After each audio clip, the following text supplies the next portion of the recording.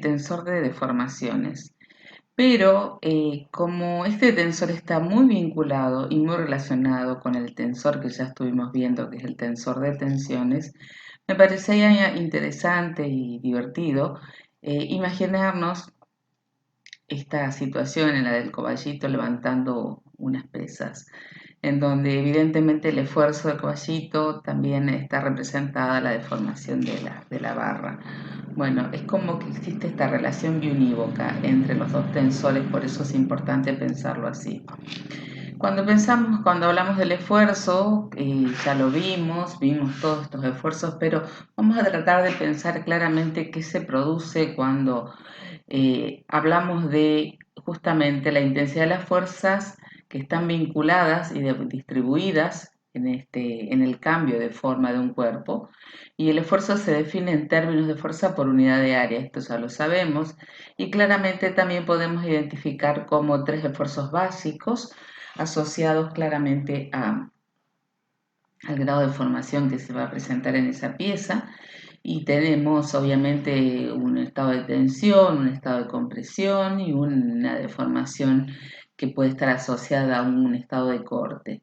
Como ven en el primer gráfico, cuando hablamos de un estado de tensión o de tracción, podemos pensar qué pasa a nivel de eje longitudinal, y claramente vemos que hay una deformación que se interpreta, que se visualiza, que es esta porción de alargamiento. Lo mismo pasaría en un estado de compresión, y en una deformación de corte claramente tendríamos una rotación de las secciones o la pieza. Bueno, cuando hablamos de los tipos de esfuerzo, recién lo estuvimos viendo y podemos identificar la tracción, la compresión. Claramente estos esfuerzos van a tener asociados cada uno de ellos un tipo de formación. La flexión sabemos que es una combinación entre fibras que se contraen y fibras que se comprimen y se traccionan.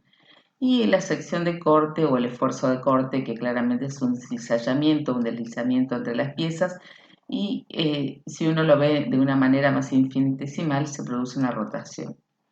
Cuando nosotros hablamos de deformaciones, claramente estamos hablando de piezas en las cuales ese grado de formación va a ser tan infinitesimal y tan pequeño que prácticamente va a ser imperceptible a la vista y prácticamente no va a generar un grado de inestabilidad o inseguridad. Eso cuando estamos hablando de piezas que son pequeñas. Ahora, si tenemos una pieza como la del gráfico, claramente por más que sea muy pequeña la deformación, puede evidenciarse a nivel de percepción y puede generar un grado de inseguridad. Entonces, la deformación está asociado también a justamente a esas características geométricas de la pieza. Ya vamos a ir viendo por qué les digo esto. Cuando hablábamos de la cinemática del sólido rígido, acuérdense que siempre dentro de nuestro sólido identificábamos vectores asociados dentro de la pieza. Estos vectores y vinculaban dos puntos de la pieza, entonces se definía como una distancia dentro del sólido. En la cinemática, esas distancias del sólido no se modifican. El sólido se traslada, el sólido rota, el sólido combina traslación y rotación, pero la distancia entre sus puntos no se modifica. Por eso estamos hablando de un movimiento cinemático. Cuando hablamos nuevamente, acá se clarifica y se identifica que ese vector posición, ese vector asociado, no cambia su módulo, no cambia su dirección. Ese vector dentro de las piezas se mantiene, y eso es justamente la cinemática. Es decir, la traslación es rectilínea o la traslación es curva, pero claramente la curva de trayectoria se identifica por el posicionamiento del vector posición que está dentro de la pieza. En este caso, fíjense, en donde existe una rotación, una traslación más rotación, el vector sigue manteniendo su módulo. El vector cambia de posición, pero claramente su módulo se mantiene. Entonces se podría decir que el cuerpo o el sólido no se deformó.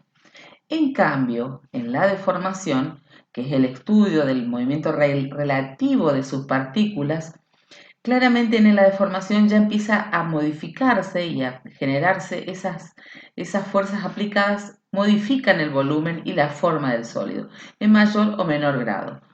En los medios continuos que nosotros consideramos, claramente tenemos que mantener y respetar esas hipótesis con las que hemos trabajado. Las hipótesis hablan de un medio continuo. ¿Por qué continuo? Primero que nada porque lo podemos discretizar.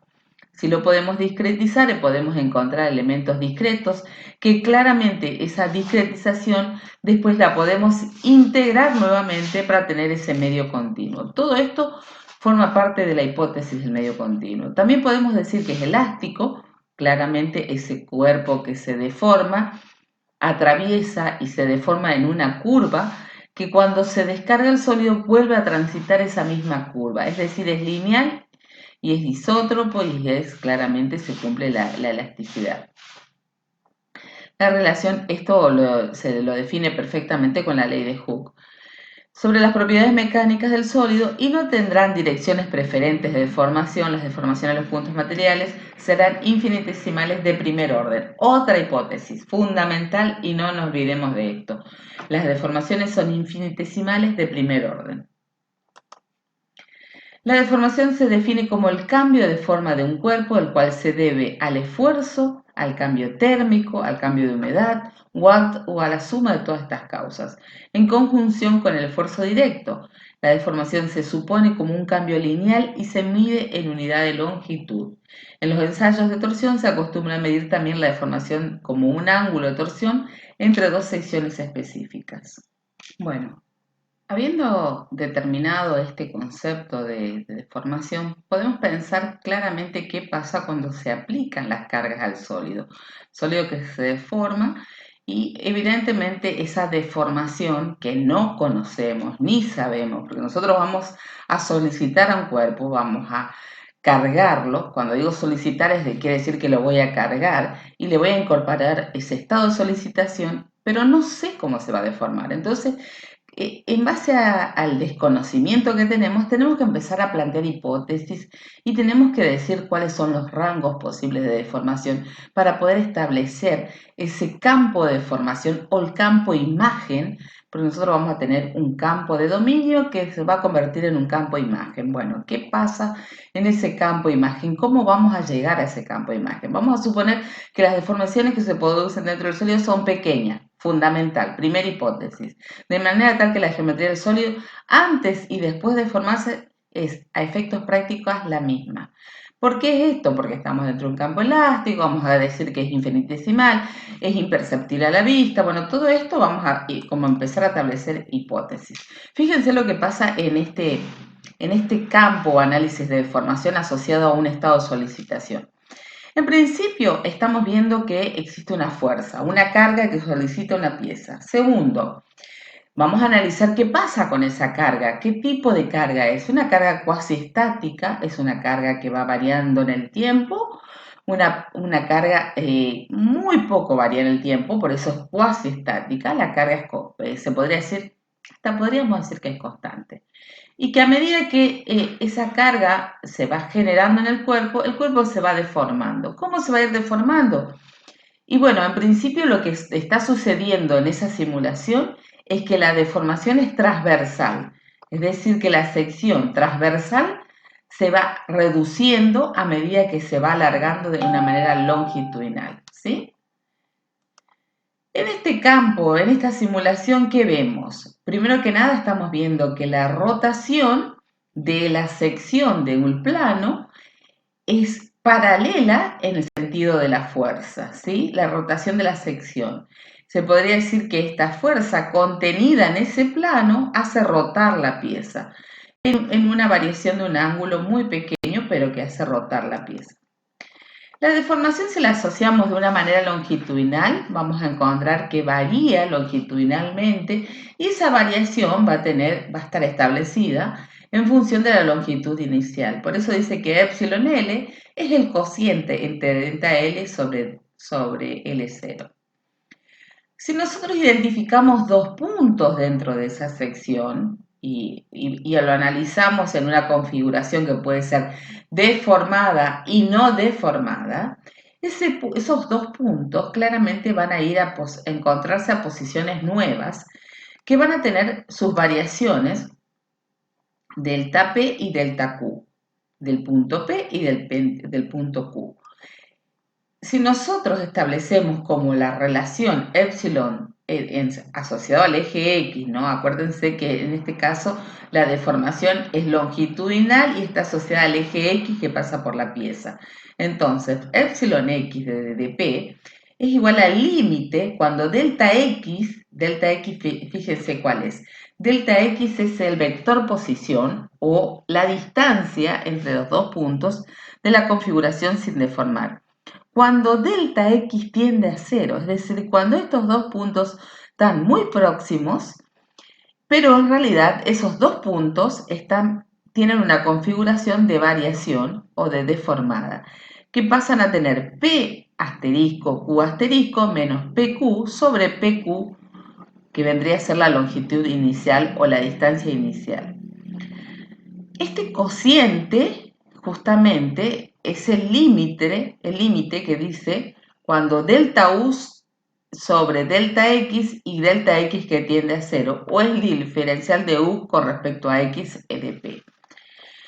Esto, ¿de dónde sale? Sale justamente de la relación entre la variación de la posición de cada uno de los puntos del vector posición. Acuérdense, siempre que analicemos la deformación de un punto tenemos que analizar el vector posición.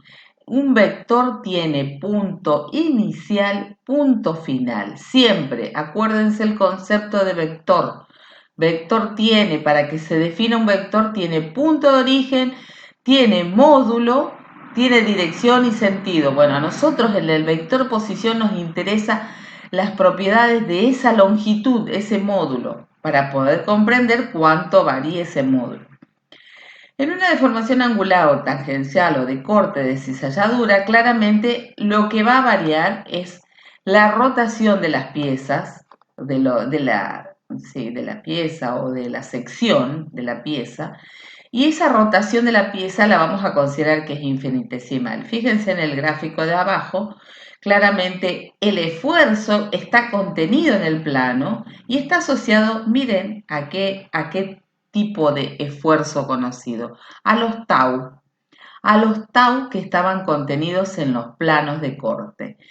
Entonces acá ya empezamos como a interpretar la vinculación que existe entre dos tensores. Por un lado tenemos los elementos de la diagonal, que eran los esfuerzos normales.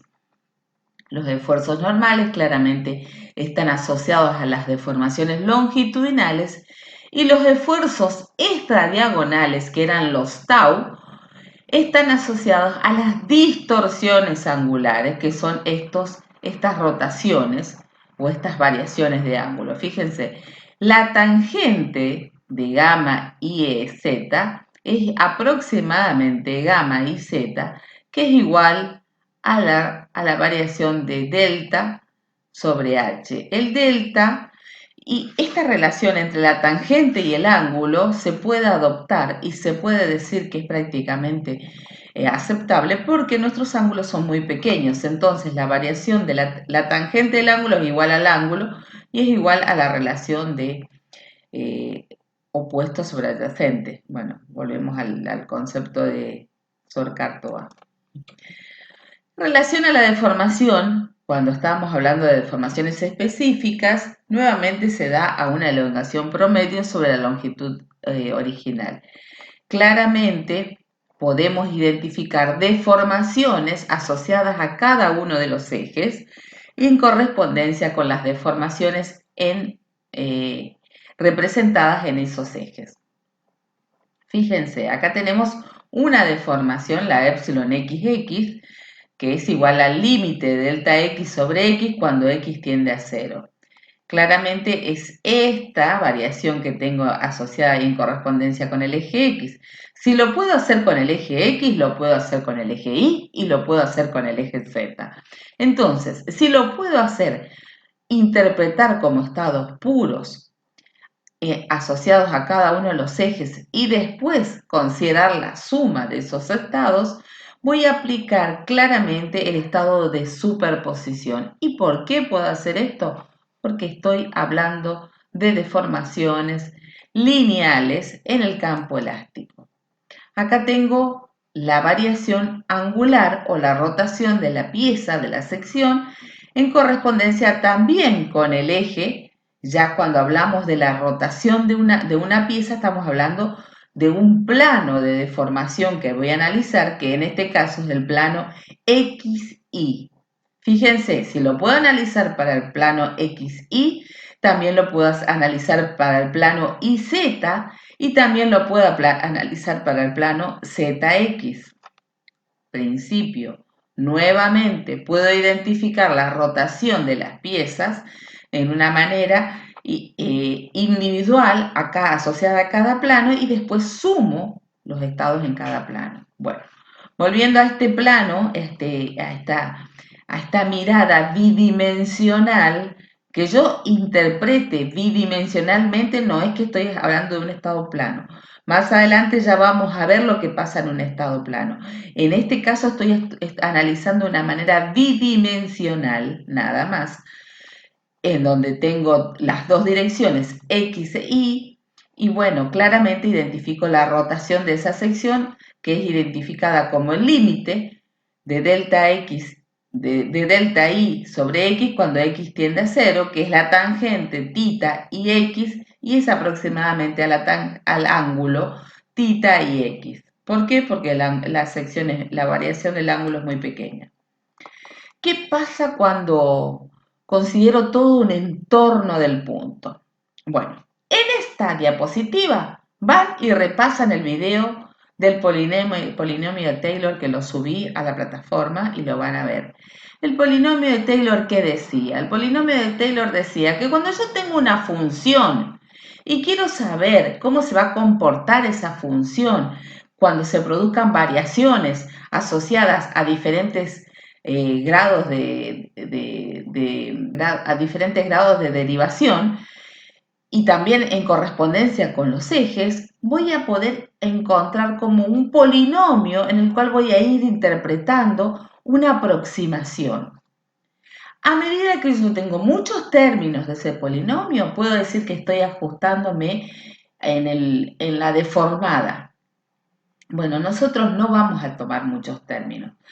Primero que nada vamos a considerar el polinomio de Taylor en su posición original, en un punto cero, y después voy a considerar en sus derivadas primeras. Hasta ahí voy a considerar el polinomio de Taylor. ¿Por qué puedo hacer eso? Porque mi curva o la configuración de deformación que va a tomar mi sólido, que es esta de acá abajo, esta configuración, yo no la conozco. Y como no la conozco, voy a tomar como una aproximación. Y como voy a tomar una aproximación, voy a encontrar que, primero que nada, la composición de esa deformada va a tener derivadas para poder incorporarlas dentro del polinomio. ¿Sí? Esto es lo que me dice acá. La configuración inicial del punto, que va a tener obviamente coordenadas U, V y W. En la diapositiva anterior teníamos una nomenclatura en donde los sistemas de referencia se denominaban X, Y, Z. Ahora tenemos una nomenclatura en la que los ejes se denominan X1, X2 y X3. ¿Por qué? Porque las componentes asociadas a esos ejes tienen la nomenclatura U1, U2 y U3, en donde el campo de desplazamiento se denomina U. El desplazamiento de la partícula, que es una función que hasta ahora no conocemos, se denomina U y va a tener componentes asociadas al sistema de referencia. Ahora, como es una función, vuelvo a decirles, acuérdense que una función que tiene variables dependientes y variables independientes. Como es una función, la función U, va a tener componentes asociadas al sistema de referencia y va a tener claramente toda una configuración asociada al sistema de referencia, que en este caso U1 tiene componentes y tiene una configuración asociada a cada uno de los ejes. U2 también y U3 también. Eso por concepto, por definición de función. Además, si a esa función de desplazamiento de la partícula le sumamos una herramienta que le acabamos de ver, que es el polinomio de Taylor, que acá en este desarrollo lo presenta como el desarrollo de Taylor, lo plantea como el polinomio lo plantea como el desarrollo de Taylor, bien, bueno, y dice que hasta el primer orden. ¿Por qué utiliza el desarrollo de Taylor? Porque no sabemos cómo se va a deformar ese sólido, no sabemos para dónde va a ir esa función de desplazamiento. Y como no lo sabemos, le vamos a establecer como una estrategia matemática para ver cómo se comportan sus derivadas primeras. Sumado a eso, vamos a aplicar la herramienta del polinomio de Taylor como una aproximación. Y bueno, y acá eso es lo que claramente hace. A cada una de las componentes del vector desplazamiento, de la función desplazamiento, perdón, le incorpora el desarrollo de Taylor y lo asocia claramente con cada uno de los ejes. Fíjense que en la última ecuación, donde tenemos de una manera genérica, utilizando la notación indicial, directamente incorpora la derivada de UI, que es igual a UI, o sea, la componente es 0, más las derivadas primeras de cada una de esa función en relación al sistema de ejes. Esto es Taylor genérico, ¿sí? ¿Perfecto? Bueno, sigamos. ¿Qué nos dice esta estrategia que estoy utilizando? Utilizo un polinomio de Taylor para ver cómo se deforma, porque aparentemente hay una relación entre el campo de dominio, la configuración inicial, con el campo final, que es la deformación de la configuración deformada. La deformación de un sólido, por lo tanto, será una relación biunívoca y continua. Claramente, todos los puntos del sólido deformado tienen una vinculación con el sólido no deformado. Y esa configuración es lo que claramente yo lo puedo utilizar con una herramienta matemática como es el polinomio de Taylor. Otro concepto que acá le incorporo es el concepto de la deformación específica asociada al cociente incremental del límite. Fíjense, acá claramente establece eso. Esto ya lo tienen de análisis, no es nada complejo entender por qué la deformación específica es un cociente incremental al cual le saco el límite. Volviendo a ese concepto inicial al que recién les planteaba, de que teníamos como dos campos, un campo que era el espacio-dominio y un campo que era el espacio-imagen. Y está bueno pensarlo así. ¿Por qué digo yo que es interesante pensar estos dos campos? Porque hasta ahora veníamos estudiando las matemáticas sin ningún tipo de posibilidades de asociar todo ese concepto matemático a un sólido, a una estructura, a un elemento diferencial, a una estructura sometida a estado de solicitación. Bueno, todo eso lo podemos pensar como un estado de dominio y un estado de imagen. R0 representa la región no desplazada y R representa la región desplazada. Sus coordenadas en R0 van a ser A, B y C y se las denominan coordenadas lagrangianas, introducidas por Euler en 1752. Miren cuánto hace que se estudia este concepto. Miren cuánto hace que se vincula de esta manera los espacios dominio. Y las coordenadas X y Z, que son del espacio de imagen, son las coordenadas eulerianas introducidas por D'Alembert en 1749. Antes ya lo había pensado D'Alembert. Bueno, fíjense que no es casual esto de que nos independicemos de la nomenclatura. Si uno tiene claro cuál es el espacio dominio, cuál es el espacio imagen, puede comprender mucho de la formulación que se utiliza en esta materia. Las coordenadas lagrangianas se denominan también coordenadas materiales. Son con las que yo en este momento voy a trabajar, por ejemplo, en una probeta en un laboratorio. Voy a analizar la probeta, le voy a aplicar la carga, voy a ver en principio voy a tratar de ver cómo medir esa variación o esa deformación. Todo esas son el espacio dominio y son las coordenadas justamente lagrangianas. porque ellas identifican el elemento material. Ahora, cuando se empieza a deformar, cuando se empieza a convertir una pieza más alargada, más fina, empieza a tener unas coordenadas eulerianas y que se denominan las coordenadas espaciales. Yo no las conozco, pero ¿por qué las puedo identificar, por ejemplo, en una prensa? Porque ya tengo un software cargado que identifica justamente esas variaciones. Bueno, claramente están asociadas esa deformación al espacio-dominio, al espacio-imagen, perdón, porque ellas especifican una posición en el espacio ocupada por algún elemento material luego del desplazamiento. Todo esto como siempre les digo, esta materia tiene mucho material porque es hace muchísimo que se estudia. Forman conceptos fundamentales de la mecánica. El campo de desplazamiento, en este caso, fíjense, el campo de desplazamiento tiene coordenadas U, V y W. Otra vez le cambié la nomenclatura. Otra vez dejó de ser U1, U2 y U3. Ahora es U, V y W. ¿Tengo algún problema? No. Lo único que tengo que interpretar es que estoy hablando del campo de desplazamiento U, V y W. ¿Y qué me representa U, V y W? Las funciones continuas de ese vector de desplazamiento. Las funciones, son funciones. No se olviden de este concepto. El campo de desplazamiento interpreta la variación de funciones, ¿sí? El vector de desplazamiento y el vector de dos puntos, fíjense el P y Q, que hasta ahora lo habíamos analizado como ¿se acuerdan que al principio cuando les hablaba de la diapositiva de la cinemática, le decía que ese vector posición no se modificaba porque claramente P y Q se mantenían constantes? Bueno, acá no, P y Q varían y cada punto varía. Por eso se habla de una función.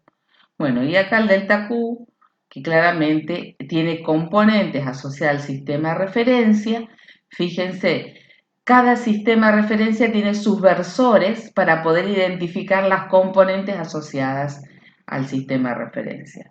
Las componentes asociadas U', B' y W', las derivadas primeras. Y acá trata de interpretar qué pasa con esa variación infinitesimal del versor R. Fíjense, diferencial de R es este vector, posición, que separa P y Q. Acá el sólido está rígido, no se lo cargó, no se deformó, no pasó nada con diferencial de R. ¿Qué pasa cuando se empieza a deformar diferencial de R? Primero que nada, Q toma un punto, pasa a ser Q', y P pasa a tomar el punto P', ¿sí? Por consiguiente, P' y Q' son el dr' o el diferencial de R deformado.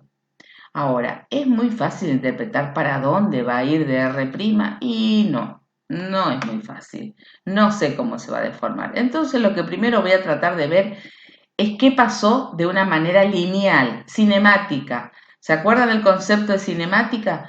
Bueno, el diferencial de R, ¿qué pasó de una manera paralela? Traslado el diferencial de R paralelamente hasta P' y encuentro Q segunda, ¿sí? Y ahí encuentro un paralelograma, ¿sí? De deformada. Todo esto lo puedo hacer porque estoy en el campo elástico. Todo este análisis lineal lo puedo hacer de esa manera. Bueno, encuentro un dr paralelo y encuentro un Q' o Q segunda. Si yo analizo cómo tengo que considerar este cambio de longitud entre Q segunda y Q', claramente me va a dar el diferencial de Q. ¿Sí? Vamos a la formulita. A ver. Diferencial de R', que es este vector total, va a ser igual a diferencial de R, que es el vector posición original, más delta Q, que es este vector, menos delta P, que es este vector. Y ese da la suma de esto. ¿Sí? O sería, es este vector más este vector. ¿Sí? Bueno. Delta Q menos delta P es igual a C por diferencial de R. ¿Qué es C por diferencial de R? Ya lo vamos a ver, tranquilos. Otra cosa, Vuelvo a reiterarles, no nos atemos a la nomenclatura. Esto que acá es C, en la próxima diapositiva puede ser D y en la próxima diapositiva puede ser M, no importa. ¿Qué es? Es un tensor. Fíjense cómo está constituido el tensor. La única manera que yo puedo, y acá es donde empieza Taylor, la única manera que yo puedo interpretar cómo varía una función en relación a una determinada configuración inicial es si yo le aplico sus derivadas primeras asociados a cada uno de los ejes. Otro concepto que quiero decirles, ¿qué es diferencial de U? Diferencial de U también es la variación de este vector posición, que ya lo vamos a tratar de identificar qué sucede en esta variación del vector posición, que claramente le aplicamos el polinomio de Taylor para ver cómo varía esa función desplazamiento, incorporándola en referencia al sistema de referencia, sus componentes, ¿no? Sus derivadas parciales primeras, asociadas a cada uno de los ejes. Vamos a tratar de ver qué pasa con ese U más delta diferencial de R, que es igual a diferencial de R más U más diferencial de U, despejando, fíjense, delta diferencial de R, fíjense en estos términos, simplifico U y simplifico de ambos miembros tengo U, por consiguiente el delta diferencial de R me va a quedar igual a diferencial de R más diferencial de U. Esta es una nomenclatura. Vuelvo a decirles, no nos vamos a atar en la nomenclatura, pero sí vamos a tratar de interpretar qué es lo que está haciendo. Por el otro lado, volviendo a la ecuación de arriba, vemos que el diferencial de R', o sea, la variación, acá hay otra nomenclatura nada más, estamos tratando de identificar cómo adoptar y cómo comprender el nuevo vector de posición deformado. Ese nuevo vector diferencial de R' es igual a diferencial de R más C por diferencial de R. Hasta acá estamos hablando con dos tipos de unidades que los tenemos que unificar. ¿Por qué? Primero, C es una unidad tensorial, por lo que estamos viendo acá. Y los diferencial de R son unas unidades vectoriales.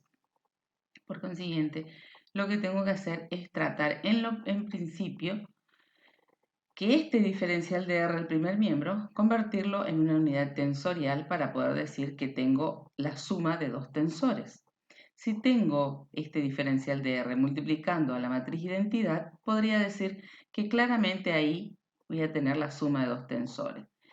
Acuérdense que la matriz identidad es la misma que nosotros en la actividad número 1 la habíamos denominado delta Kroner. Es aquella en la que la traza es igual a 1 y todos los otros elementos o extradiagonales son 0. Bueno, esa es la matriz identidad que claramente lo que hace es convertir esta unidad vectorial en una unidad tensorial.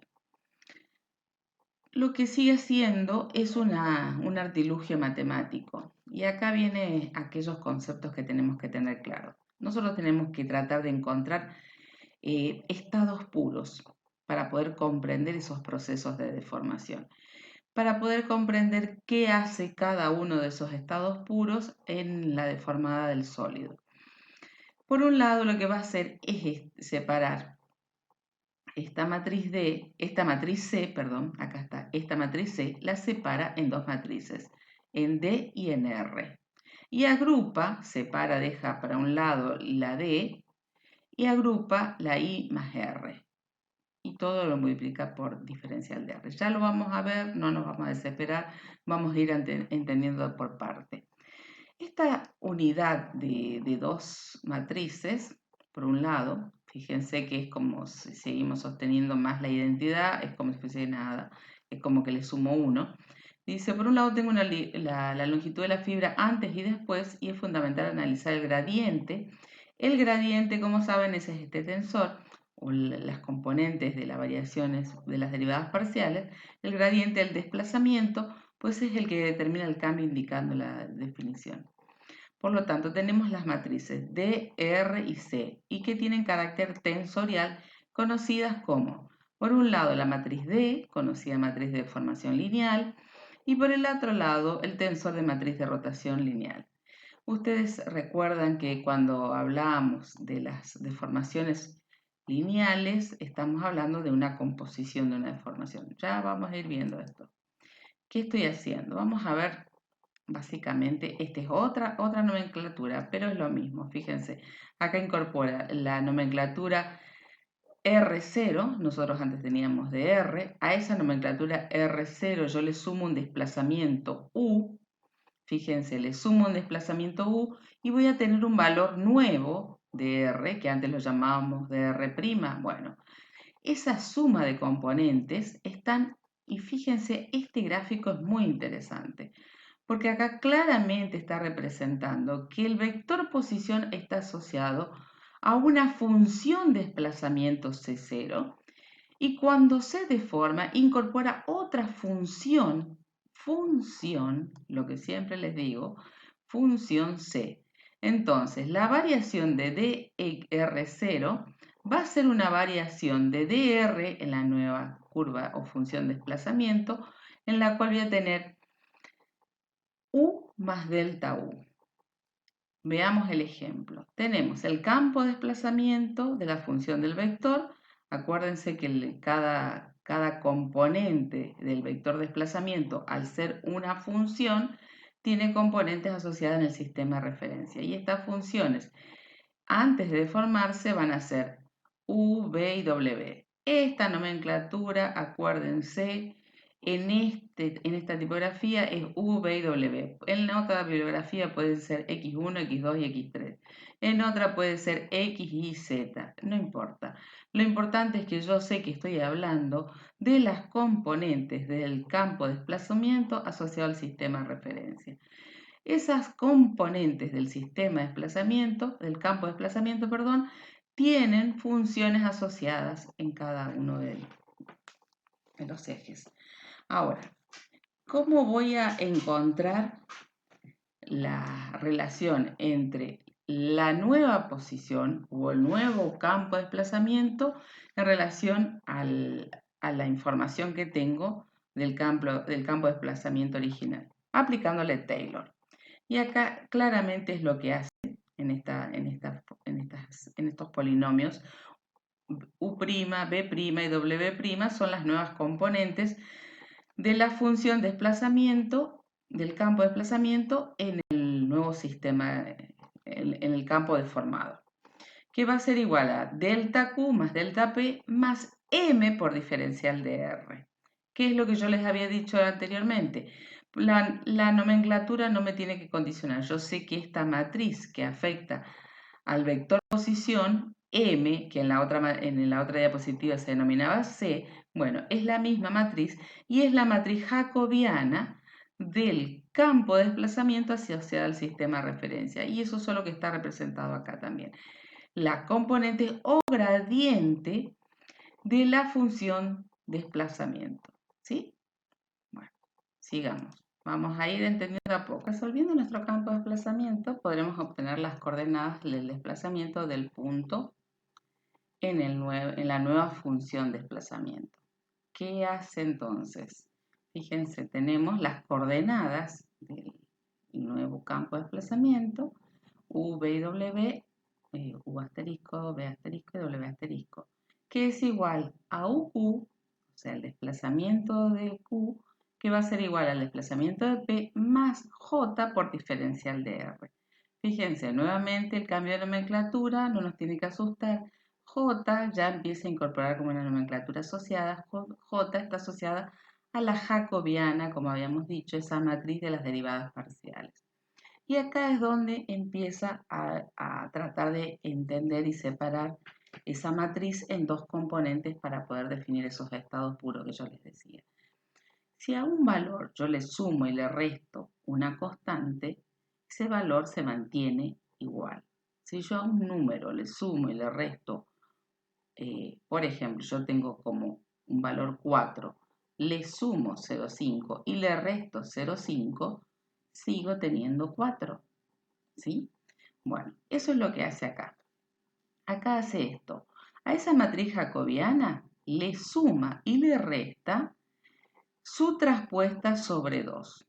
Fíjense, entonces le queda, en la resta le queda una matriz W en la cual los elementos de la diagonal son todos nulos y los extradiagonales son una diferencia de las derivadas primeras, parciales de cada uno de los componentes asociados a esas direcciones. En la matriz D, contrariamente a la matriz W, tengo elementos en la diagonal, que son los elementos de las deformaciones longitudinales, y los extradiagonales o distorsiones angulares son la suma de las derivadas parciales de cada componente afectadas por el término un medio. Acá en la matriz de rotación o de giros también los elementos extradiagonales están afectados por el valor un medio. Veamos qué representa cada uno de esos tensores afectados por sus términos. Si yo tengo que W por R representa un movimiento del sólido rígido y al cual a ese movimiento del sólido rígido le sumo el diferencial de R, por este lado yo podría decir que tengo como un movimiento de una representación prácticamente cinemática, en la cual hay una traslación y donde tengo el tensor de giros, que justamente es este tensor que acabo de encontrar. Por el otro lado voy a tener una representación de la deformación en donde voy a tener D por diferencial de R. Estos términos aparecen, ¿por qué? Porque yo separo esta matriz J, que es la jacobiana, en estos dos términos, W y D. Y lo único que hago son artilugios matemáticos para encontrar esos estados puros. Perdón, me fui para atrás. Digamos. Así. Bueno, ¿cómo van a encontrar esas componentes? Y acá empiezo a trabajar con ese ejercicio y ese ejemplo en el cual encontré como los elementos en donde tenía la función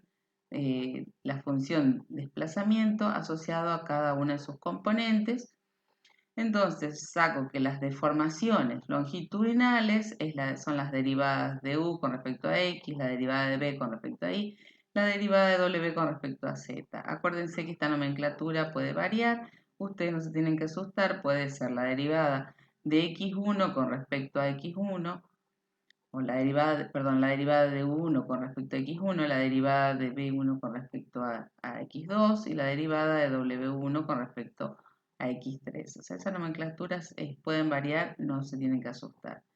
Bueno, acá sacamos las distorsiones angulares y fíjense que las distorsiones angulares ya para encontrarnos con la deformada o el tensor de deformación, ya le aplica un medio a los elementos extradiagonales, entonces le quedaría el que en vez de 4A le queda 2A, en vez de 5A le queda 2,5, y entonces, bueno, claramente este es el tensor de deformaciones. Vamos a tratar de comprender qué le pasa al elemento diferencial de R, que pasa de diferencial de R PQ al diferencial de R' PQ, P', Q', después de la deformación. Y hace estos estados puros, fíjense, por un lado hace la traslación, la matriz I más R, a la que le aplica el vector diferencial de R, lo produce un giro, pero le conserva el módulo. Entonces, claramente conserva ese módulo, y en cambio en el tensor de formaciones específicas, diferencial D, cuando se aplica el diferencial de R, le produce en general un cambio de módulo y dirección. De los tensores específicos, fíjense, esto es algo interesante que tenemos que tener en claro. Como nosotros estamos en el campo lineal, podemos encontrar como un estudio asociado de manera independiente en cada uno de los ejes. Entonces, después lo que hacemos es la suma de esos estados puros y que justamente están asociados a cada eje, y claramente encontramos como los elementos componentes totales del tensor de deformaciones. Si consideramos un elemento sometido a un estado bidimensional, y acuérdense que cuando estamos hablando de bidimensionales porque tenemos un plano de estudio, los esfuerzos normales tenderán a alargarse o a acortarse. Los esfuerzos normales, fíjense en este plano XY, tienden a alargarse hacia Y, entonces tengo epsilon Y. Si se tienden a alargar en la dirección de X, tengo epsilon X, y si tengo una rotación de sus lados de este paralelepípedo, tengo la semisuma de la distorsión angular en ese plano, omega xy y omega ix. La elongación promedio o deformación longitudinal es la elongación promedio sobre la longitud inicial, original. Entonces, lo mismo, vuelvo a tener esta otra nomenclatura, acá lo único que está representando es una nomenclatura asociada a cada uno de los ejes y con esta deformación longitudinal en correspondencia con los ejes. Y acá también con la distorsión angular. De esta manera puedo armar y representar el tensor de deformaciones. Fíjense, lo que tengo en la traza, tengo las deformaciones longitudinales y lo que tengo en los extradiagonales son justamente las distorsiones angulares contenidas en esos planos en correspondencia. También podemos identificar que esa distorsión angular la podemos identificar como valores puros o valores que sean claramente simétricos e identificables para una deformación angular en la que, por ejemplo, puedo tener un lado OA que rota 4 grados positivo y un lado OB de un elemento diferencial que rota menos 2, 2 positivo, perdón. Este estado de deformación angular o distorsión angular de los lados puedo identificarlo como, por ejemplo, una deformación simétrica angulares en la que puedo plantear que tengo 3 grados positivos, el lado OA tiene 3 grados positivos y el lado OB tiene 3 grados positivos. Y también una rotación en la que OA tenga un grado positivo y un grado negativo OB. Entonces, si yo sumo estos dos estados, voy a tener claramente que OB va a rotar positivamente 2 grados y OA va a rotar positivamente 4 grados. Las tensiones tangenciales actúan en puntos elásticos y son las causas de aparición de las deformaciones angulares. Y acá empieza esta relación biunívoca que yo les decía.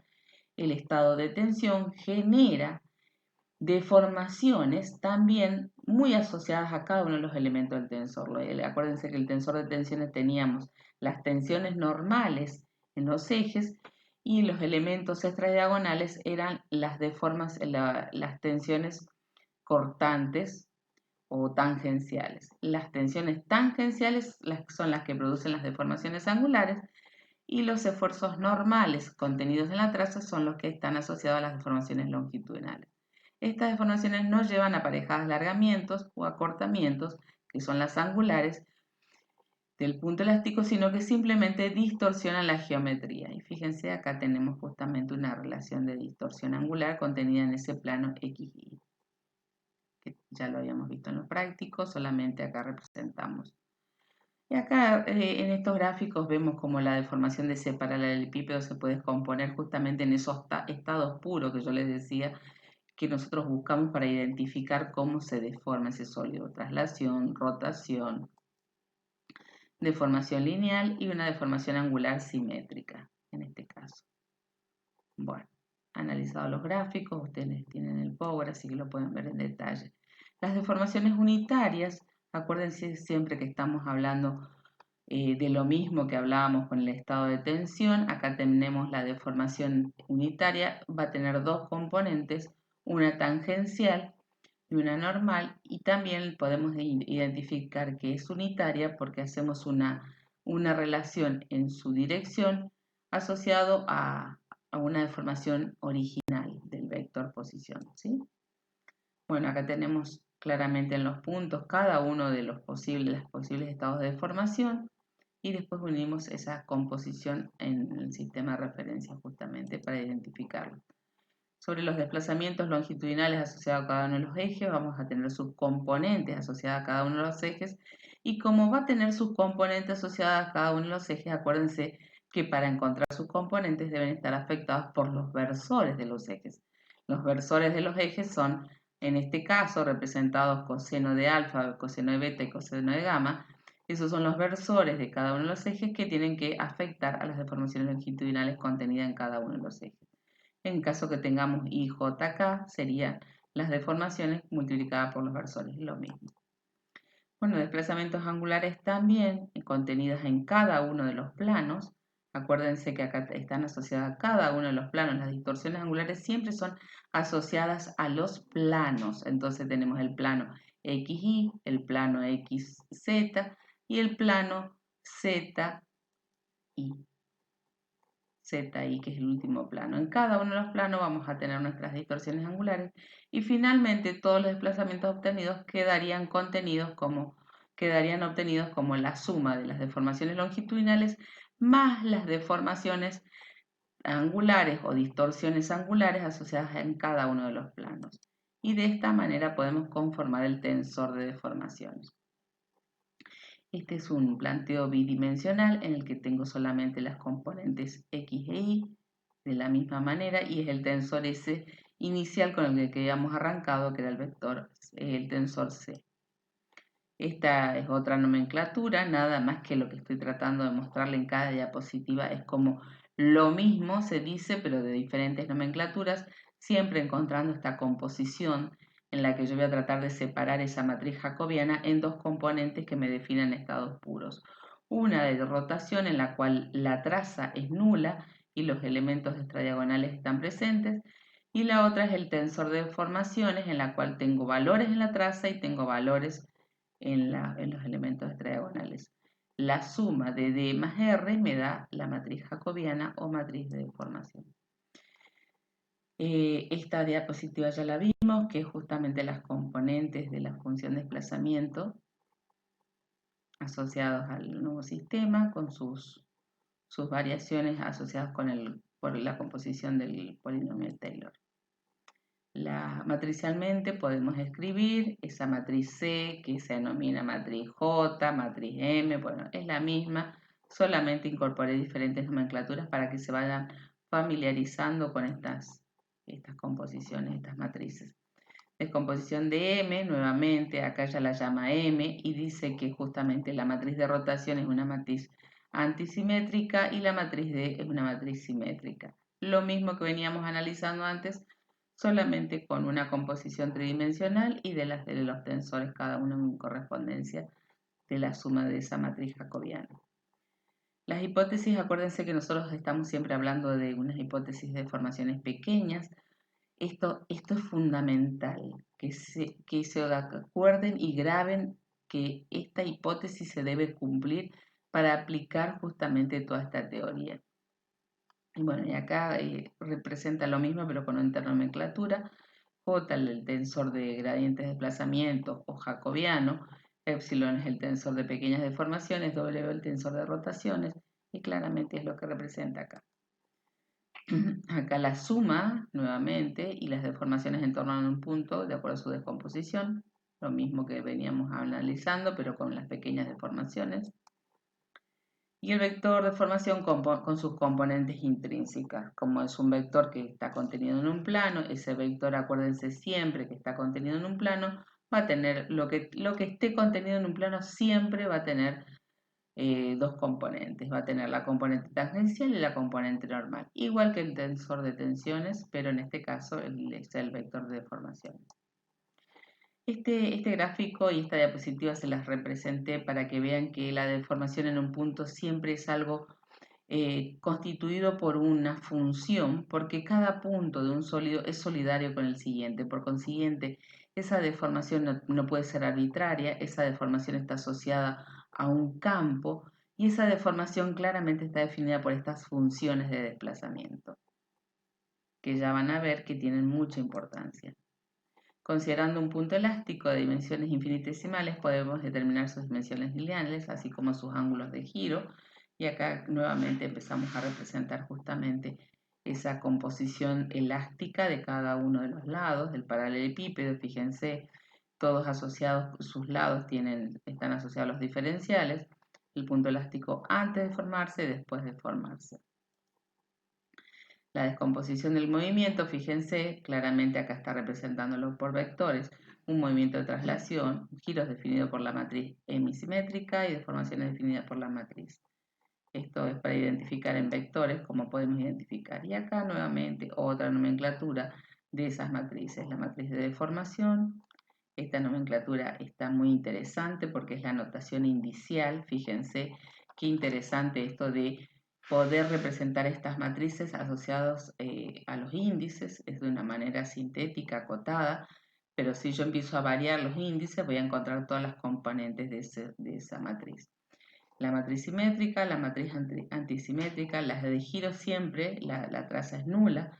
Esta es una condición de la matriz de giro, que sea la traza nula, y sí o sí eso se debe cumplir.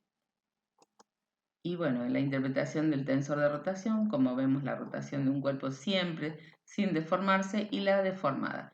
La rotación, que es la matriz de rotación, acuérdense que como la matriz, la traza era nula, no teníamos deformación. En cambio acá la rotación, sí, la matriz D produce rotación y deformación. Este gráfico y esta diapositiva yo solamente les quería presentar para que vean la relación que existe en el análisis bidimensional. Y cuando hablamos de la bidimensión estamos hablando de un plano, cuando hablamos de las tres dimensiones estamos hablando ya de una superficie, y acá ya tenemos el sólido. Esta vinculación que existe incorporando las tres dimensiones es lo que nosotros nos interesa como una geometría euclidiana, y que es la que está ajustado a nuestro modelo. Nosotros decimos que nuestras deformaciones en el campo elástico son deformaciones asociadas a geometrías euclidianas. ¿Sí? Bueno, yo creo que esto era todo lo que quería presentarles del tensor de deformaciones. Muchas gracias.